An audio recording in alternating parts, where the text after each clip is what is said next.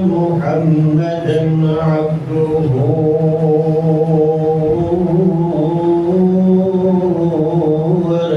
ورسوله أعوذ بالله من الشيطان الرجيم بسم الله الرحمن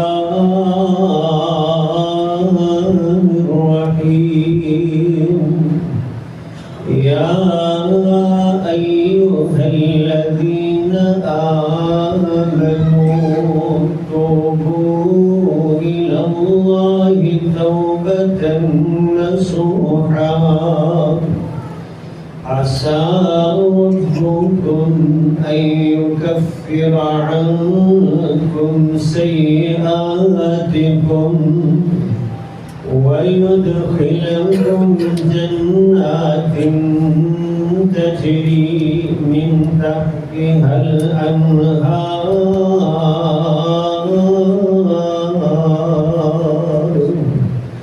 صدق الله العظيم. حمد و ثنا تعریفات تسبیحات اللہ وحدہ لا شریک کی ذات اقدس کے لیے.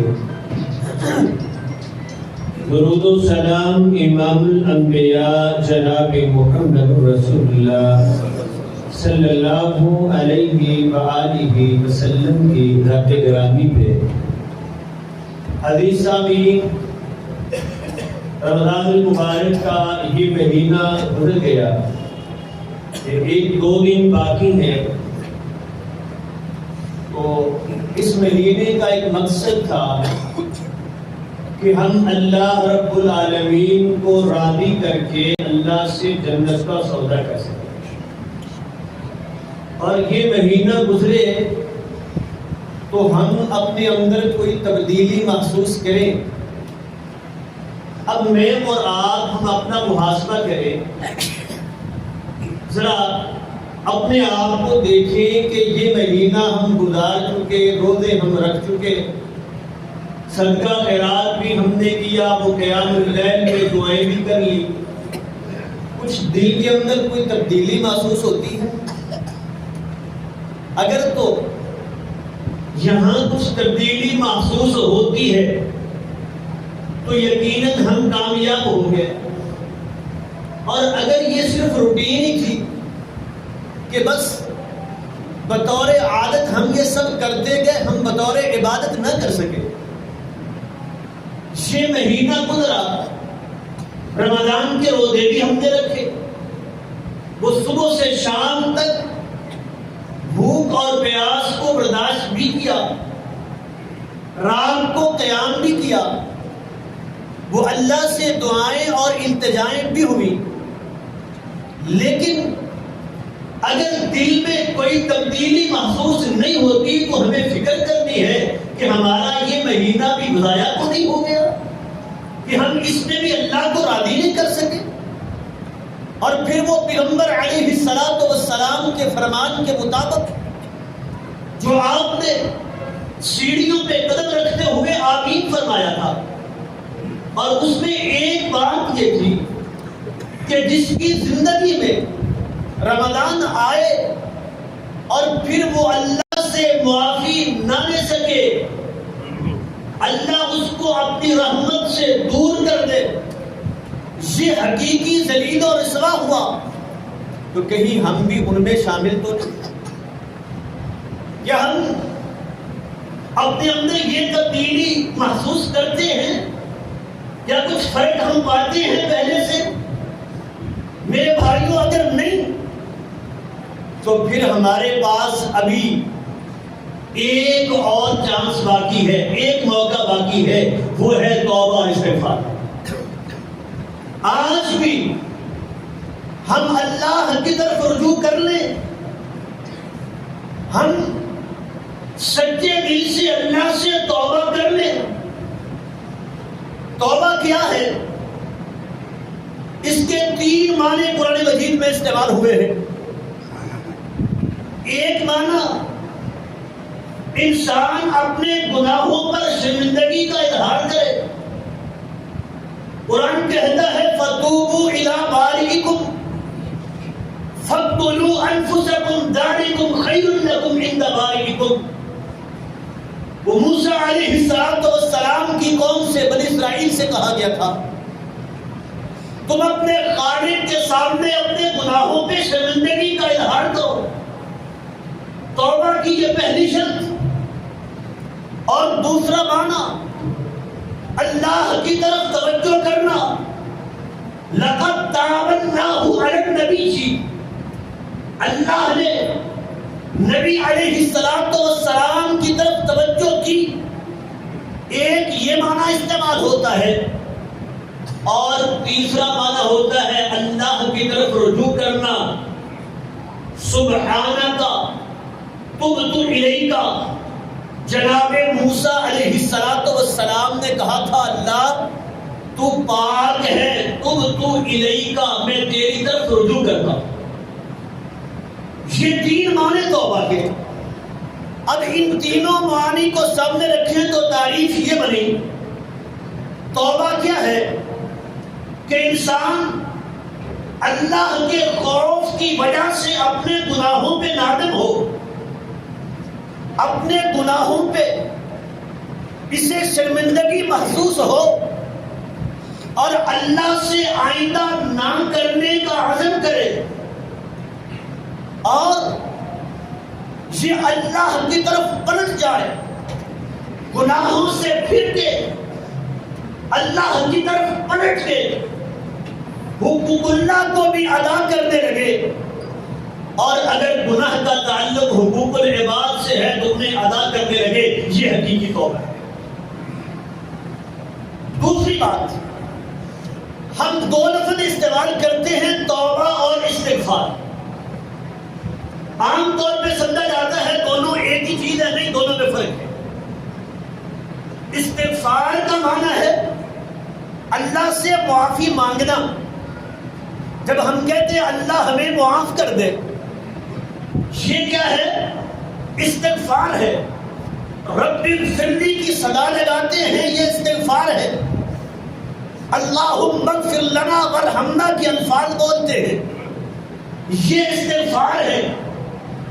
اور توبہ کا معنی ہم اگر اپنی زبان میں یوں کریں، اسے رجوع کرنا کہتے ہیں، یوں ٹرن لے لینا، یعنی جس گناہ کے رستے پہ ہیں وہاں سے پھر کے نیکی کے رستے پہ آ جانا، اس کا نام توبہ ہے۔ اگر ہم گناہ پہ تو قائم رہیں اور زبان سے کہتے رہیں دن رات میری توبہ میری توبہ، یہ توبہ نہیں ہے، اس سے انداز نہیں سمجھے۔ ایک آدمی اگر غلط گاڑی غلط ٹرین میں بیٹھ جائے، جانا کراچی کی طرف، بیٹھ دوسری طرف جائے اور بیٹھ کے کہتا رہے میری توبہ میری توبہ میری توبہ، کیا سفر ٹھیک ہو جائے گا؟ نہیں۔ توبہ کے لیے جیسے اس کے لیے ضروری ہے وہ غلط ٹرین کو چھوڑ کے صحیح ٹرین پہ بیٹھے، ایسے وہ غلطی گناہ کے رستے کو چھوڑ کے نیکی کے رستے پہ آ جائے، یہ حقیقی توبہ ہے۔ تو میرے عزیزوں، تیسری بات یہ ہے، بعض اوقات شیطان ہمارے دلوں میں یہ غلط بات پیدا کر دیتا ہے، میں کیوں توبہ کروں، میں کون سا گناہ کرتا ہوں۔ اور بعض اوقات تو ہم دوسروں سے موازنہ کرتے ہیں، میں فلاں سے تو بہتر ہوں، چلو اگر تھوڑی بہت میں کبھی نماز چھوڑ دیتا ہوں، فلاں تو شرابی ہے، وہ تو شراب پیتا ہے، اس سے تو میں اچھا ہوں، فلاں تو سود بھی کھاتا ہے، میں وہ تو نہیں کھاتا، اس سے تو بہتر ہوں۔ فلاں جو ایسی اگر اعلان گناہ کرتا ہے، میں اس سے تو بہتر ہوں، میں توبہ کیا کروں؟ میرے عزیزوں، توبہ کس چیز سے ہے؟ توبہ پہلی بات تو یہ ہے کہ ہم میں سے کوئی شخص بھی گناہ سے مبرہ نہیں۔ کل بنی آدم خطاء وخیر الخطائین التوابون، پیغمبر علیہ السلام نے فرما دیا آدم کا ہر بیٹا خطا اور ان میں سے بہترین لوگ وہ ہیں جو کثرت سے توبہ کرنے والے. اول تو ہم میں سے کوئی بھی گناہ سے معصوم نہیں. یہ صرف انبیاء کی جماعت ہے کہ اللہ نے جنہیں گناہ سے معصوم بنایا. پھر وہ معصوم نبی کہتے ہیں انی اتوب الیہ فی یوم مئہ مرہ. لوگوں استغفروا اللہ وتوبوا الیہ. اللہ سے استغفار بھی کرو اور توبہ بھی کرو. میں محمد الرسول اللہ بھی ایک ایک دن میں اللہ سے 100 بار معافی مانگتا ہوں. کیوں؟ کبھی انسان اللہ سے معافی مانگتا ہے, اللہ یہ غلطی کر بیٹھا مجھے معاف کر دے. کبھی یہ معافی اس لیے ہوتی ہے احساس ذمہ داری. اللہ جو حق تھا تیری عبادت کا, تیرے ذکر کا, میں وہ حق ادا نہیں کر سکا, اس پر بھی میں معافی مانگتا ہوں, میں توبہ کرتا ہوں. اسی لیے پیغمبر علیہ الصلوۃ والسلام نے جو دعائیں کی, حالانکہ آپ معصوم عن الخطا ہیں, لیکن تب بھی دعاؤں کے الفاظ کیا ہے؟ اللہم اغفر لی ما قدمت وما اخرت وما اسررت وما اسرفت. اللہ جو کر بیٹھا وہ بھی معاف کر دے, جو آئندہ ہو جائے وہ بھی معاف کر دے. اللہ جو اسررت, جس کا لوگوں کو پتہ نہیں, کسی کو علم نہیں, چھپ کے کوتاہی ہوگی وہ بھی معاف کر دے, جو اعلان ہوگی وہ بھی معاف کر دے. یہ ہمیں سکھایا گیا اللہ سے توبہ معافی کس طرح مانگنی ہے. اور میں تو اکثر کہا کرتا ہوں پیغمبر علیہ الصلوۃ والسلام کی تعلیمات پہ غور کریں. وہ میرے آقا نے ہمیں جب واش روم سے باہر آتے ہیں تو ایک کلمہ سکھایا ہے. کیا کہتے ہیں ہم؟ غفرانک. کیا معنی ہے؟ اللہ مجھے معاف کر دے. اب دل میں یہ سوال آتا ہے یہاں معافی کا کیا تعلق؟ بھائی واش روم جانا حاجت انسانی ہے, اس میں کوئی کوتاہی تو نہیں, اس میں کوئی انسان کا دخل بھی نہیں, اور یہ کوئی گناہ کی بات بھی نہیں. پھر یہاں اس مقام پہ یہ سکھانا غفرانہ کا, اللہ تو مجھے معاف کر دے, اس کا مطلب کیا ہے؟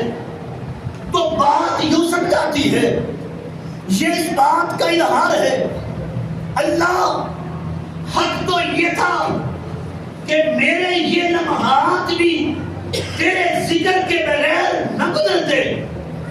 حق تو یہ تھا کہ میری زندگی کا ایک ایک لمحہ وہ تیرے ذکر میں گزرتا. اللہ یہ لمحات جو تیرے ذکر کے بغیر گزارے ہیں, اللہ میں اس پر بھی تجھ سے معافی مانگتا ہوں. غفرانہ کا, اللہ مجھے معاف کر دے. حضرات یہ توبہ اللہ سے یہ معافی مانگنا, اس کی 3 قسمیں ہیں. ایک توبہ جس کو توبہ فاسدہ کہا جاتا ہے کہ انسان زبان سے وہ توبہ کے الفاظ نکالتا ہے, ہر نماز پہ رب اغفر لی کی صدائیں لگاتا ہے, اللہم اغفر لی ورحمنی کے الفاظ زبان سے بولتا ہے, دن رات معافی کا کلمہ زبان سے نکلتا ہے, لیکن یہ صرف زبان تک محدود رہتا ہے, اپنے گناہوں کو چھوڑنے پہ آمادہ نہیں. بے شک وہ قیام اللیل میں گڑ گڑا کے دعائیں کرتا ہو, اللہم اغفر لی کی صدائیں لگاتا ہو, اور وہ راتوں کو اٹھ کے تہجد میں وہ رب اغفر لی کی آوازیں لگاتا ہو, اپنے گناہوں کو چھوڑنے پہ آمادہ نہیں. یہ توبہ کے الفاظ صرف زبان تک محدود رہتے ہیں تو یہ توبہ فاسدہ ہے, صرف زبان سے نکلے ہوئے لفظ ہیں, یہ حقیقی توبہ نہیں. اور اگر ہم غور کریں تو محسوس یہ ہوتا ہے کہ ہماری کیفیت ایسے ہی کہ صرف زبان سے یہ الفاظ نکلتے ہیں، وہ ہم نے ایک مشق کے طور پہ، عادت کے طور پہ وہ یہ لفظ تو زبان پہ لے آئے ہم، لیکن یہ بولتے ہوئے یہ الفاظ دل سے نہیں نکلتے، اندر کچھ نہیں ہوتا، وہ حقیقی ندامت بھی نہیں ہوتی، اللہ کے سامنے وہ شرمندگی نہیں ہوتی، اللہ کے سامنے وہ شرم کی وجہ سے آنکھیں جھکتی نہیں، یہ دل ڈرتا نہیں، بس زبان سے یہ ربی سننے کے کلمات نکلتے ہیں۔ تو اللہ تو علیم بذات الصدور ہے، کیا ہم اللہ کو دھوکہ دے سکتے ہیں؟ یہ تو وہ نفاق کی کیفیت ہے، زبان سے تو توبہ توبہ کے الفاظ ہیں، عمل بتلاتا ہے کہ یہ توبہ کرنے والا نہیں، مشق کرنے والا ہے، صرف زبان سے عادت کے طور پہ الفاظ بولنے والا ہے، یہ توبہ کرنے والا نہیں۔ اسی طرح توبہ کی دوسری قسم ہے کہ یہ اللہ سے معافی مانگتا ہے اور کچھ گناہوں کو چھوڑ بھی دیتا ہے، لیکن یہ توبہ کامل نہیں کرتا، مکمل گناہوں کو چھوڑنے پہ آمادہ نہیں۔ چلو جی، میں سود تو میری مجبوری ہے، اس کے بغیر تو کاروبار نہیں چلتا، میں نے نماز تو پڑھنا شروع کر دی ہے۔ چلے جی، جھوٹ وہ تو بولنا ہی پڑتا ہے، اس کے بغیر تو کاروبار نہیں چلتا، ہاں میں نے زکات تو دینا شروع کر دی ہے۔ فلاں گناہ جو ہے وہ تو میں نے کرنا میری مجبوری ہے، فلاں کو میں نے چھوڑ دیا ہے، تو یہ توبہ کامل توبہ نہیں۔ اور اللہ رب العالمین کا جو ہم سے مطالبہ ہے وہ کامل توبہ کا ہے۔ یا ایھا الذین آمنوا توبوا الی اللہ توبۃ نصوحا، ایمان والو توبہ نصوحا، پکی پختہ توبہ۔ اور توبۃ النصوح کی تعریف یوں کی گئی ہے کہ یہ وہ توبہ ہے جس کے بعد انسان کے دل میں گناہوں کی نفرت پیدا ہو۔ وہ گناہ جو پہلے کرتا تھا، اب توبہ کے بعد اس کی نفرت دل میں پیدا ہو جائے اور دوبارہ وہ گناہ کرنے کا خیال بھی دل میں نہ آئے، یہ توبہ النصوح ہے۔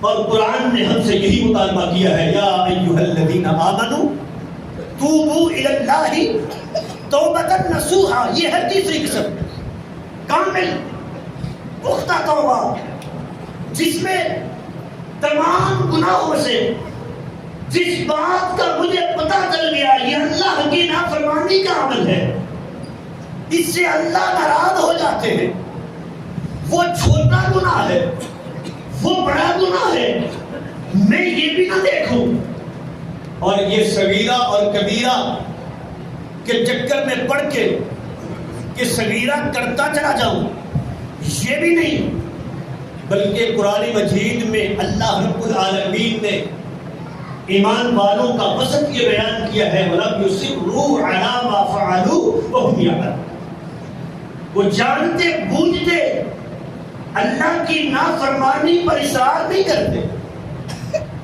وہ چھوٹا گناہ بھی ہے تو بار بار اس کا اعادہ، اس کا تکرار نہیں کرتے۔ تو یہ توبہ جو کامل توبہ ہے، جس کو توبۃ النصوح کہا جاتا ہے، ہم سے مطالبہ یہ ہے فَتُوبُوا إِلَى اللَّهِ جَمِيعًا، اے ایمان والو سب کے سب اللہ کی طرف توبہ کرو۔ اور کہیں فرمایا یا عبادی الذین اسرفوا علی انفسہم لا تقنطوا من رحمت اللہ، اے میرے بندو جنہوں نے اپنی جانوں پہ ظلم کیا، گناہ کر بیٹھے، زندگی کے 60-70 سال وہ خالق کی نافرمانی میں گزار دیے. آج بھی اگر تم اللہ سے ڈر جاؤ، آج بھی تمہارے دل میں اللہ کے سامنے کھڑا ہونے کا خوف آ جائے، تو آج بھی اللہ کی رحمت سے مایوس نہ ہو جاؤ. اللہ کی رحمت کا دروازہ بند نہیں ہوا. تم توبہ کرو، اللہ تمہیں معاف کرے. اگر توبہ تو نصوح ہو، پختہ پکی توبہ ہو، تو وہ 99 قتل کرنے والا بھی آتا ہے تو اللہ کی رحمت سے مایوس نہیں ہوتا، اللہ اس کو بھی معاف فرما دیتے ہیں. ہاں شرط یہ ہے وہ توبہ النصوح، یہ اپنی مرضی کی کہ چلو 2-4 گناہ چھوڑ کے میں نے اللہ پہ احسان کر دیا، یہ باقی 2-4 کرتا ہوں کیا فرق پڑتا ہے؟ نہیں. وَسَارِعُوا إِلَىٰ مَغْفِرَةٍ مِّن رَبِّكُمْ وَجَنَّةٍ عَرْضُهَا كَعَرْضِ السَّمَاءِ وَالْأَرْضِ.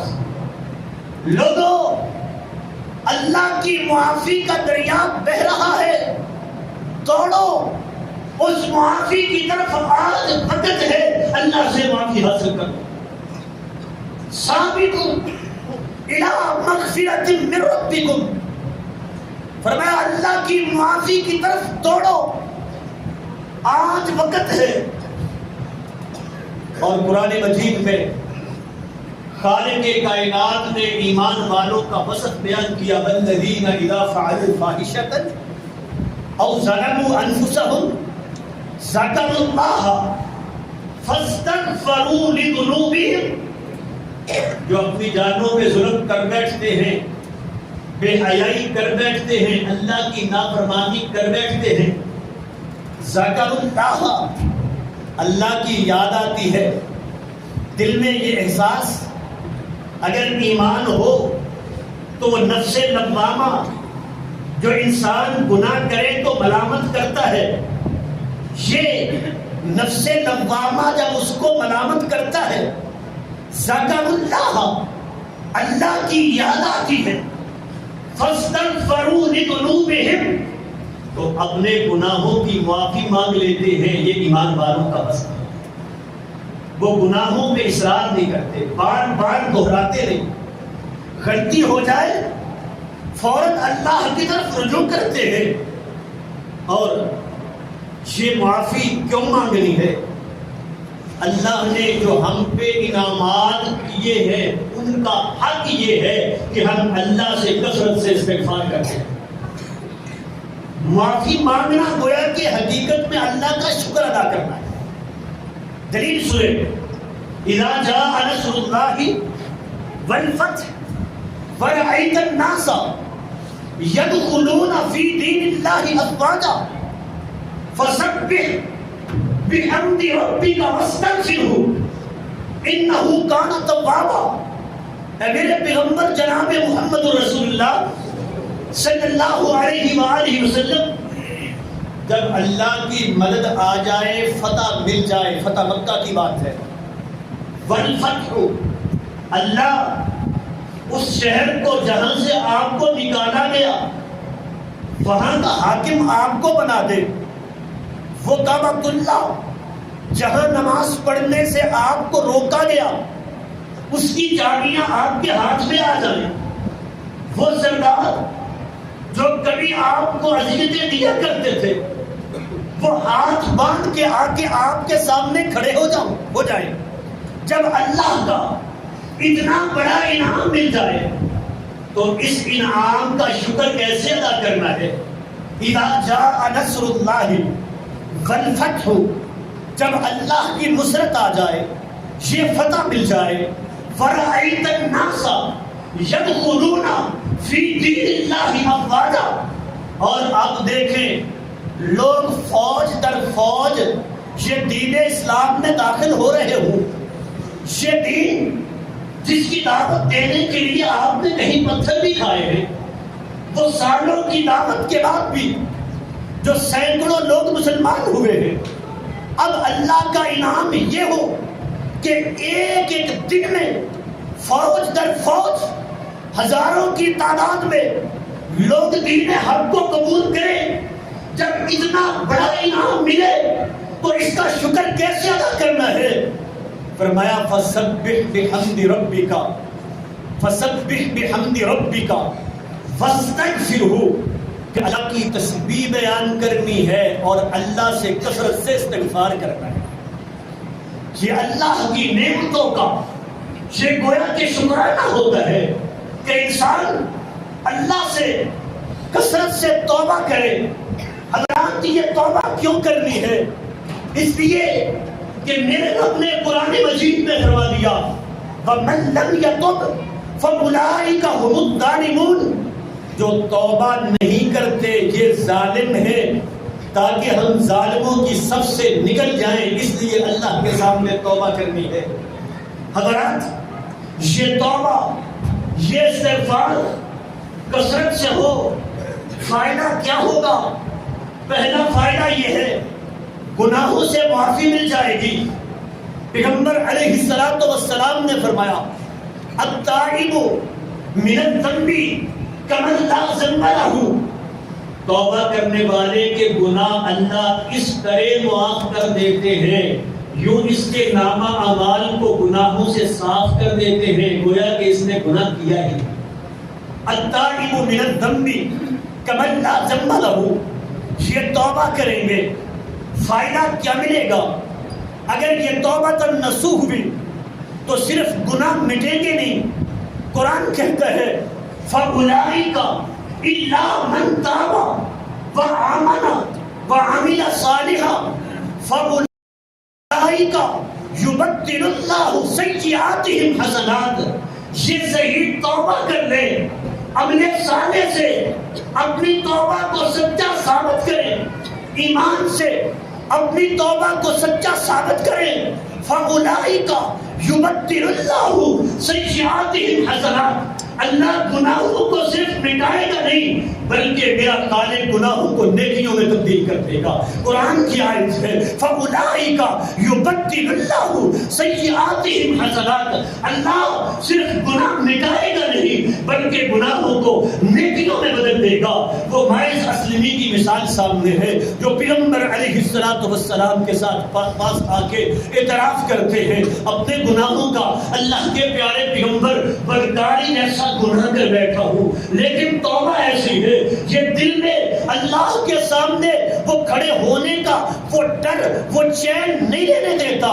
کسی نے ماعز اسلمی کو دیکھا نہیں گناہ کرتے ہوئے کہ عدالت میں معاملہ پیش آ گیا مجبور ہو گئے اب تو ماننا پڑے گا، کوئی لے کے نہیں آیا، کسی نے سزا دینے کا مطالبہ نہیں کیا. ہاں یہ دل ہے وہ نفس لوامہ ہے جو ملامت کر رہا ہے جو چین نہیں لینے دیتا، جو لے کے آیا پیغمبر علیہ السلام کے دربار میں کھڑا کیا، سامنے آ کے کہا اللہ کے پیارے پیغمبر گناہ کر بیٹھا ہوں پاک کر دے. میرے نبی نے منہ موڑا، یہ دوسری طرف ہو کے پھر کہتے ہیں اللہ کے پیارے پیغمبر مجھے یہ سزا دے کے اس گناہ سے پاک کر دے. اعتراف کیا، ایک بار نہیں، دو بار نہیں، تین بار نہیں، 4 بار اعتراف کیا. پیغمبر علیہ السلام نے حکم دیا یہ ماعز اسلمی کو حالانکہ پتا ہے رجم کیا جائے گا، پتھر مار مار کے زندگی کو ختم کر دیا جائے گا، لیکن یہ اللہ کے سامنے یہ کھڑا ہونے کا وہ ڈر جو چین نہیں لینے دیتا. آئے یہ توبہ ہے کہ دنیا میں سزا بھی مل جائے اللہ کے ہاں قیامت کے دن شرمندگی سے بچ جائے. پھر پیغمبر علیہ السلام نے فرمایا تھا وہ ایسے ہی غامدی آنکھ جس نے یوں ہی اعتراف کیا اور اس کو رجم کرتے وقت جب وہ خالد ابن الولید رضی اللہ تعالی عنہ کا پتھر لگا خون کا فوارہ چلا چھینٹے جناب خالد کے کپڑوں پہ پڑے، کہا خود تو ناپاک تھی مرتے مرتے مجھے بھی ناپاک کر گئی، میرے کپڑوں کو خراب کر گئی.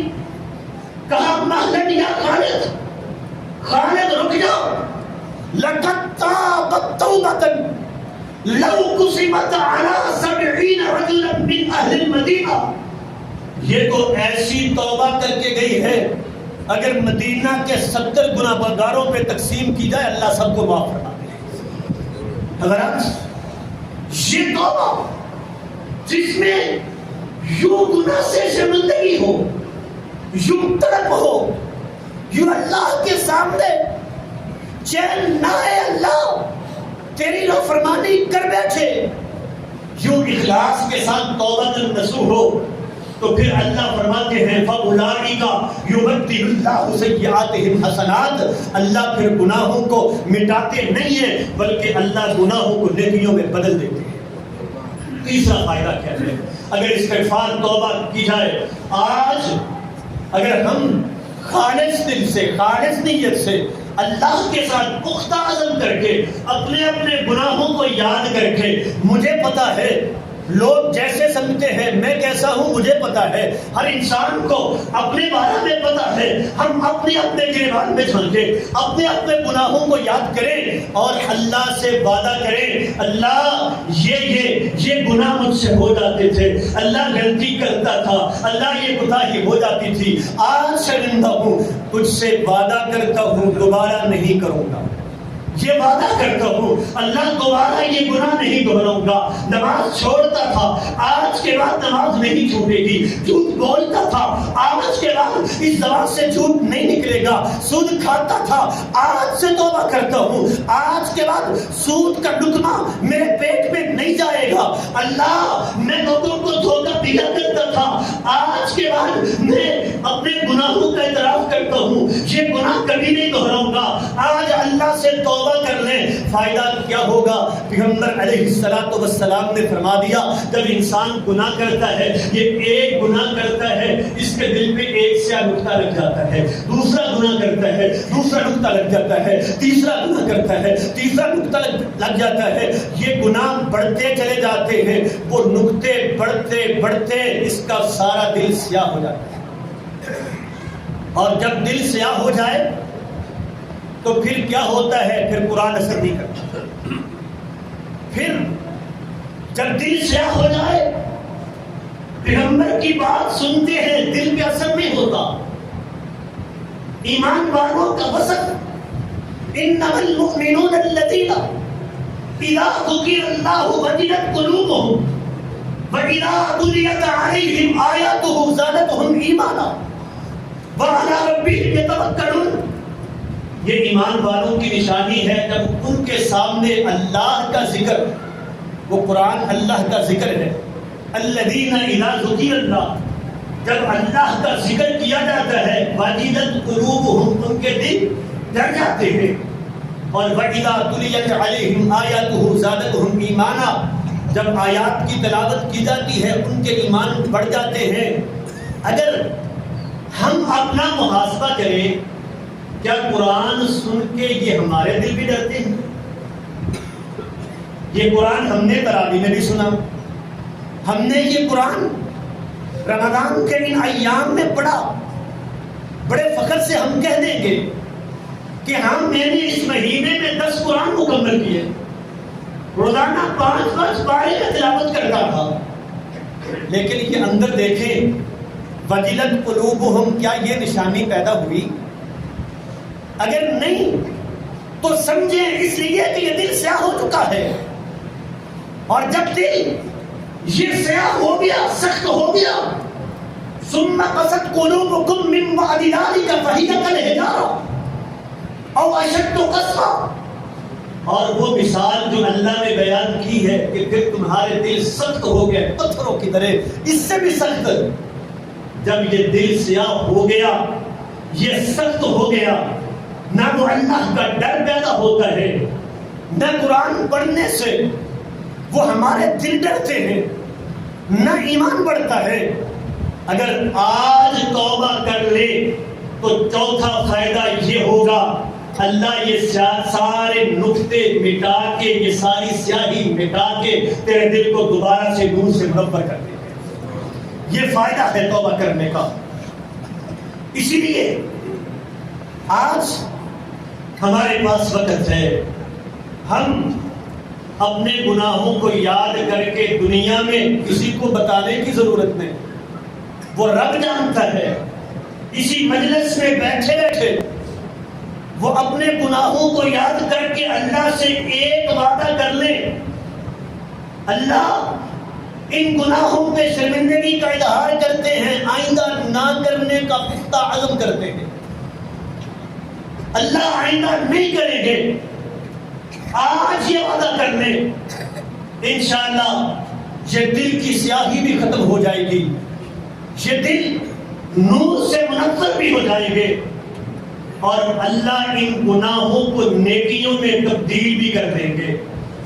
تو آج وقت ہے رمضان المبارک کی یہ آخری گھڑیاں، آخری ایام، کہ ان میں ہم اللہ سے معافی کا سودا کر لیں۔ یاد رکھیں اگر یہ ایام بھی گزر گئے اور ہم اللہ سے معافی نہ لے سکے تو پیغمبر علیہ السلام کے فرمان کے مطابق وہ شخص ذلیل ہو گیا، رسوا ہو گیا، اب اللہ نے اس کو اپنی رحمت سے دور کر دیا، پھر بدبخت بن جائیں گے، پھر ہم سے بڑا بدنصیب کوئی نہیں۔ تو آج وقت ہے ہم اللہ سے معافی مانگ لیں، توبہ کر لیں، اللہ تعالی ہمیں اس بات کی توفیق عطا فرمائے۔ سبحان ربک رب العزت عما یصفون وسلام علی المرسلین والحمد للہ رب العالمین۔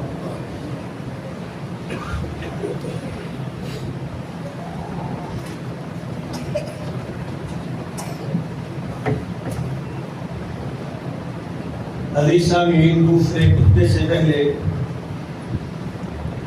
ابھی ہم نے یہ بات کی کہ رمضان کے یہ آخری ایام ہے اور ہم نہیں جانتے کہ شاید ہماری زندگی کا یہ آخری رمضان ہو، کہ ہم میں سے کوئی شخص یہ دعویٰ کر سکتا ہے کہ اگلا رمضان میں تو ضرور رہوں گا، جب نہیں تو پھر وہ مبارک ساعات، وہ گھڑیاں جس میں اللہ ایک ایک عمل کو سینکڑوں 700 بار سے بھی زیادہ نیکیوں سے نواز دیتے ہیں، پھر اس وقت کو ہمیں قیمتی جاننا چاہیے، اور پیغمبر علیہ السلام کے اس فرمان کے مطابق کہ آقا علیہ السلام من الریح المرسلہ، تیز ہوا سے بھی زیادہ آپ اللہ کی راہ میں صدقہ خیرات کیا کرتے تھے، اور خصوصاً یہ آخری عشرے میں اور آخری ایام میں، کیونکہ جب ہم اللہ کے پاس چلے گئے تو ہماری طرف سے کوئی ایک پہاڑ بھی سونے کا خرچ کر دے تو وہ اس 1 روپے کے برابر بھی نہیں ہو سکتا جو ہم اپنے ہاتھوں سے خود اللہ کے راستے میں دے دیں۔ تو پھر اس موقع کو غنیمت جانیں اور اللہ کی رضا کے لیے، اللہ کے گھر کے لیے، آپ کہیں گے یہ بھی مسلسل بار بار اپیل ہوتی ہے، رمضان المبارک میں ہم ایسا کرتے ہیں اس لیے کہ باقی سارا سال میرا خجاب اسی سے چلتے ہیں، اور یہ اس نیت سے ہوتا ہے تاکہ اس جو ہے مبارک مہینے میں ہماری نیکی جو ہے وہ سینکڑوں گنا بڑھ کے اللہ تعالیٰ ہمیں عطا کرے۔ تو کوئی ساتھی پیچھے نہ رہے اللہ کے گھر کے لیے اور اپنی آخرت کو سنوارنے کے لیے۔ شاید یہ ہمارے لیے آخری موقع ہو، آخری رمضان ہو ہماری زندگی کا، دوبارہ یہ موقع آئے یا نہ آئے، ہم پھر اپنے ہاتھ سے اللہ کے راستے میں خرچ کر سکیں یا نہ کر سکیں۔ یہ مبارک مہینے کی آخری گھڑیاں، آخری ایام ہیں، اس سے فائدہ اٹھا لیں، اللہ کے راستے میں خرچ کر کے اللہ کے ساتھ جنت کا سودا کر لیں، اللہ کے گھر کے رکھوانے بن جائیں، اللہ کے گھروں کو آباد کرنے والے بن جائیں، اللہ کے گھروں سے محبت کرنے والے بن جائیں، تاکہ اللہ رب العالمین ہم سے محبت کرے، اللہ ہمارے گھروں کے محافظ اور رکھوالے بن جائیں، اور اللہ ہمارے گھروں میں امن و سکون پیدا کر دے۔ تو میں اپنی بہنوں سے، اپنی جو ہے وہ ماں بہنوں سے گزارش کروں گا وہ بھی پیچھے نہ رہیں، اور وہ تیسری منزل پہ جو احباب تشریف فرما ہے وہ بھی اس سے پیچھے نہ رہیں، وہاں کوئی ساتھی کھڑا ہو کے یہ اکٹھے کر لیں۔ تو چھوٹا سا ایک مسئلہ پوچھا گیا ہے، اس کی وضاحت کر دوں. یہ صدقۃ الفطر فطرانے کی بات ہے. تو فطرانہ جو ہے پیغمبر علیہ السلام نے جو مقرر کیا ہے وہ 1 سا، جو حضرت ابو سعید الخدری رضی اللہ تعالی عنہ فرماتے ہیں کنا نخرج صاعا، ہم پیغمبر علیہ السلام کے دور میں 1 سا فطرانہ دیا کرتے تھے. اس کا اندازہ وہ 2.25 کلو کے قریب اور احتیاطاً 2.5 کلو کی بات کر دیتے ہیں. تو اتنا جو جنس عام طور پہ ہم اپنے گھر میں کھانے میں استعمال کرتے ہیں، وہ چاول ہو، وہ آٹا ہو، وہ گندم ہو، تو اس میں سے اصل یہ ہے کہ وہی جنس دی جائے. ہاں اگر وہ میسر نہیں، ہم بازار سے آٹا خرید کے لاتے ہیں، اس صورت میں نقدی دے دیتے ہیں تو وہ بھی ٹھیک ہے، لیکن اصل یہ ہے کہ وہ جنس دی جائے.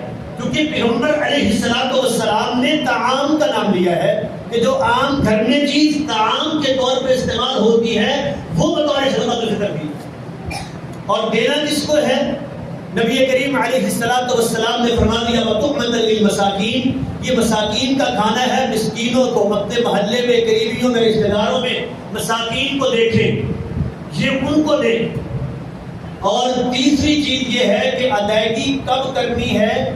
وہ عید کی نماز پڑھنے سے پہلے اس کو ادا کرنا ضروری ہے. اور بالکل آخر میں یوں کہیں کہ 1 دن پہلے عید سے یہ صدقہ دینا چاہیے یا زکوٰۃ دینی چاہیے. اس سے پہلے وہ پہلے عشرے میں، چوتھے 5ویں رمضان یہ دے دینا یہ درست نہیں ہے. حضرت عبداللہ بن عباس رضی اللہ تعالی عنہ فرماتے ہیں 1-2 دن پہلے. حتیٰ کہ علماء نے اس پہ بات کی ہے کہ یہ فرض کب ہوتا ہے. تو علماء نے کہا کہ جب عید کا چاند نظر آتا ہے تو اس وقت یہ زکوٰۃ فرض ہوتی ہے.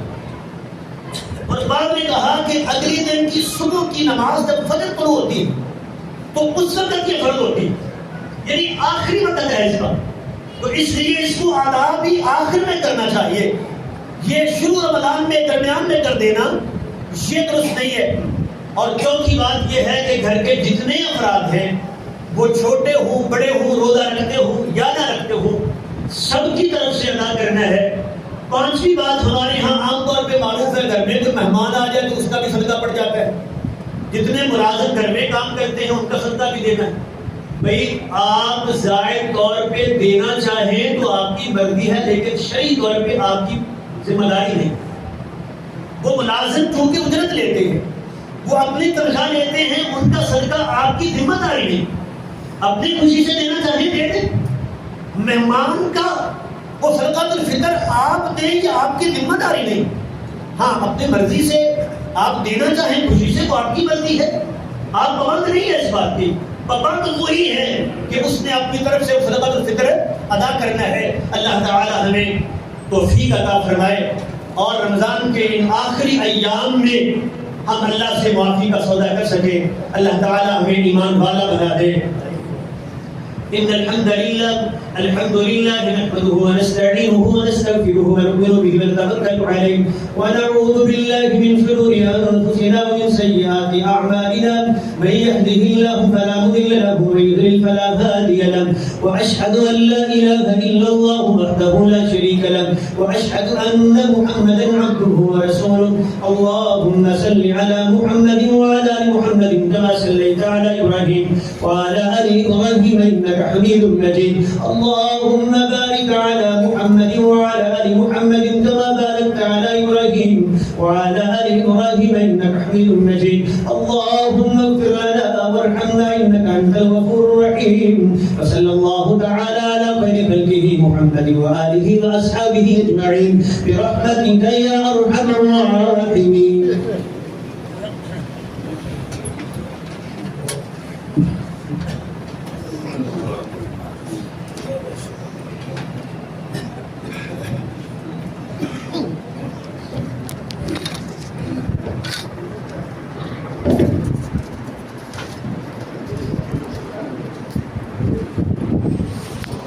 الله أكبر. أشهد أن لا إله إلا الله، أشهد أن